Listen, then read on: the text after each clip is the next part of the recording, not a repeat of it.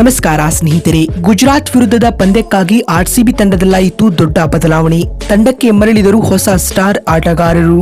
ಹಾಗಾದರೆ ಸುದ್ದಿಯ ಸಂಪೂರ್ಣ ಮಾಹಿತಿ ಏನು? ಅಷ್ಟಕ್ಕೂ ಜಿಟಿ ವಿರುದ್ಧದ ಪಂದ್ಯಕ್ಕಾಗಿ ಆರ್ಸಿಬಿ ತಂಡದ ಬಲಿಷ್ಠ ಪ್ಲೇಯಿಂಗ್ 11 ಯಾವ ರೀತಿಯಾಗಿರಲಿದೆ ಗೊತ್ತಾ? ಹೀಗೆ ಇದರೆಲ್ಲದರ ಬಗ್ಗೆ ಇವತ್ತಿನ ಈ ಒಂದು ವಿಡಿಯೋದಲ್ಲಿ ತಿಳಿಸ್ಕೊಡ್ತಾ ಹೋಗ್ತೀನಿ. ಹೀಗಾಗಿ ದಯವಿಟ್ಟು ಈ ವಿಡಿಯೋವನ್ನು ಕೊನೆವರೆಗೂ ನೋಡಿ ಸ್ನೇಹಿತರೆ. ಆದರೆ ಅದಕ್ಕಿಂತಲೂ ಮುನ್ನ ನೀವು ಕೂಡ ಆರ್ಸಿಬಿ ತಂಡದ ಅಪ್ಪಟ ಅಭಿಮಾನಿಗಳಾಗಿ ಈ ವಿಡಿಯೋವನ್ನು ನೋಡುತ್ತಿದ್ದರೆ ತಪ್ಪದೇ ಈ ಕೂಡಲೇ ಈ ವಿಡಿಯೋಗೊಂದು ಲೈಕ್ ಮಾಡಿ. ಹೌದು ಸ್ನೇಹಿತರೆ, IPLನ 52ನೇ ಪಂದ್ಯದಲ್ಲಿ ರಾಯಲ್ ಚಾಲೆಂಜರ್ಸ್ ಬೆಂಗಳೂರು ಮತ್ತು ಗುಜರಾತ್ ಟೈಟಾನ್ಸ್ ತಂಡಗಳು ಮುಖಾಮುಖಿಯಾಗಲಿವೆ. ಬೆಂಗಳೂರಿನ ಎಂ ಚಿನ್ನಸ್ವಾಮಿ ಸ್ಟೇಡಿಯಂನಲ್ಲಿ ನಡೆಯಲಿರುವ ಈ ಪಂದ್ಯವು ಆರ್ಸಿಬಿ ಪಾಲಿಗೆ ನಿರ್ಣಾಯಕ ಪಂದ್ಯವಾಗಿರಲಿದೆ. ಏಕೆಂದರೆ ಆರ್ಸಿಬಿ ಆಡಿರುವ 10 ಪಂದ್ಯಗಳಲ್ಲಿ 7 ಮ್ಯಾಚ್ಗಳಲ್ಲಿ ಸೋಲನುಭವಿಸಿದೆ. ಇದೀಗ ಅಂಕಪಟ್ಟಿಯಲ್ಲಿ ಕೊನೆಯ ಸ್ಥಾನದಲ್ಲಿರುವ ರಾಯಲ್ ಚಾಲೆಂಜರ್ಸ್ ಬೆಂಗಳೂರು ತಂಡವು ಪ್ಲೇ ಆಫ್ ರೇಸ್ನಲ್ಲಿ ಉಳಿಯಬೇಕಾಗಿದ್ದರೆ ಇಂದಿನ ಪಂದ್ಯದಲ್ಲಿ ಜಯ ಸಾಧಿಸಲೇಬೇಕು. ಅಲ್ಲದೆ ಗುಜರಾತ್ ಟೈಟಾನ್ಸ್ ವಿರುದ್ಧ ಗೆಲುವು ಸಾಧಿಸಿದರೆ ಅಂಕಪಟ್ಟಿಯಲ್ಲಿಯೂ ಮೇಲೇರಬಹುದು.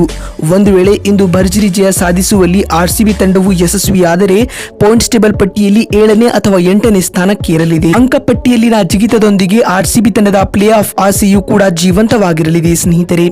ಮತ್ತೊಂದು ಕಡೆ ಗುಜರಾತ್ ಟೈಟಾನ್ಸ್ ತಂಡದ ಪಾಲಿಗೂ ಕೂಡ ಈ ಪಂದ್ಯ ಮಹತ್ವದ ಪಂದ್ಯವಾಗಲಿದೆ. ಶುಭ್ಮನ್ ಗಿಲ್ ಪಡೆ 10 ಪಂದ್ಯಗಳಲ್ಲಿ ಗೆದ್ದಿರುವುದು ಕೇವಲ 7 ಮ್ಯಾಚ್ಗಳಲ್ಲಿ ಮಾತ್ರ.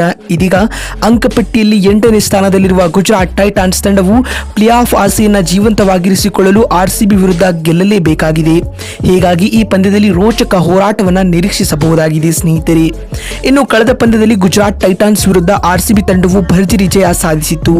ಅಹಮದಾಬಾದ್ನಲ್ಲಿ ನಡೆದ ಈ ಪಂದ್ಯದಲ್ಲಿ ಮೊದಲು ಬ್ಯಾಟಿಂಗ್ ಮಾಡಿದ ಗುಜರಾತ್ ಟೈಟಾನ್ಸ್ ತಂಡ 200 ರನ್ ಕಲೆ ಹಾಕಿದರೆ ಆರ್ಸಿಬಿ ತಂಡವು 16 ಓವರ್ಗಳಲ್ಲಿ ಚೇಸ್ ಮಾಡಿ ಅಮೋಘ ಗೆಲುವನ್ನ ದಾಖಲಿಸಿತು.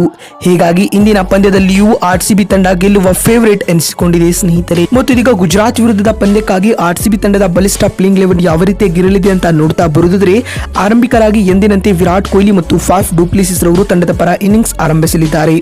3ನೇ ಕ್ರಮಾಂಕದಲ್ಲಿ ವಿಲ್ ಜಾಕ್ಸ್ ರವರಿಗೆ ಅವಕಾಶ ನೀಡಲಾಗಿದೆ ಸ್ನೇಹಿತರೆ. ಹಾಗೆ 4ನೇ ಸ್ಲಾಟ್ ನಲ್ಲಿ ರಜತ್ ಪಾಟಿದಾರ್ ಅವರು ಕಾಣಿಸಿಕೊಳ್ಳಲಿದ್ದಾರೆ. ಇನ್ನು 5ನೇ ಕ್ರಮಾಂಕದಲ್ಲಿ ಕ್ಯಾಮರೂನ್ ಗ್ರೀನ್ ಬರಲಿದ್ದಾರೆ. ಇನ್ನು 6ನೇ ಸ್ಥಾನದಲ್ಲಿ ಗ್ಲೆನ್ ಮ್ಯಾಕ್ಸ್ವೆಲ್ ಅವರಿಗೆ ಆರ್ಸಿಬಿ ತಂಡದ ಪ್ಲೇಯಿಂಗ್ 11 ನಲ್ಲಿ ಅವಕಾಶ ನೀಡಲಾಗಿದೆ.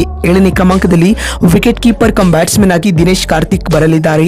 8ನೇ ಸ್ಥಾನದಲ್ಲಿ ಸ್ಪಿನ್ನರ್ ಆಗಿ ಸ್ವಪ್ನಿಲ್ ಸಿಂಗ್ ರವರು ಕಣಕ್ಕಿಳಿಯಲಿದ್ದಾರೆ. 9ನೇ ಕ್ರಮಾಂಕದಲ್ಲಿ ಇನ್ನೋರ್ವ ಸ್ಪಿನ್ನರ್ ಆಗಿ ಕರಣ್ ಶರ್ಮಾ ಅವರಿಗೆ ಅವಕಾಶ ನೀಡಲಾಗಿದೆ. 10ನೇ ಸ್ಲಾಟ್ ನಲ್ಲಿ ಮೊಹಮ್ಮದ್ ಸಿರಾಜ್ ಆಡಿದರೆ 11ನೇ ಹಾಗೂ ಅಂತಿಮ ಕ್ರಮಾಂಕದಲ್ಲಿ ಯಶ್ ದಯಾಲ್ ರವರಿಗೆ ಅವಕಾಶ ನೀಡಲಾಗಿದೆ. ನೋಡಿದ್ರಲ್ಲ ಬಂಧುಗಳೇ, ಆರ್ಸಿಬಿ ಹಾಗೂ ಗುಜರಾತ್ ನಡುವಿನ ಪಂದ್ಯದ ಪ್ಲೇಯಿಂಗ್ 11 ಯಾವ ರೀತಿಯಾಗಿರಲಿದೆ ಅಂತ ತಿಳಿಸಿಕೊಡುವ ನಮ್ಮ ಈ ಪ್ರಯತ್ನ ನಿಮಗೆ ಇಷ್ಟವಾಗಿದ್ದಲ್ಲಿ ತಪ್ಪದೇ ಈ ಕೂಡಲೇ ಈ ವಿಡಿಯೋಗೊಂದು ಲೈಕ್ ಮಾಡಿ. ಅದೇ ರೀತಿ ನಿಮ್ಮ ಪ್ರಕಾರ ಆರ್ಸಿಬಿ ಹಾಗೂ ಗುಜರಾತ್ ನಡುವಿನ ಈ ಪಂದ್ಯವನ್ನ ಯಾರು ಗೆಲ್ಲಬಹುದು ಎನ್ನುವುದನ್ನು ಕಾಮೆಂಟ್ ಮಾಡುವ ಮೂಲಕ ತಪ್ಪದೇ ತಿಳಿಸಿ. ವಿಡಿಯೋವನ್ನ ಇಲ್ಲಿವರೆಗೂ ನೋಡಿದ್ದಕ್ಕಾಗಿ ಧನ್ಯವಾದಗಳು. ಮತ್ತೊಂದು ವಿಡಿಯೋದಲ್ಲಿ ಸಿಗ್ತೀನಿ. ಅಲ್ಲಿವರೆಗೂ ನಮಸ್ಕಾರ.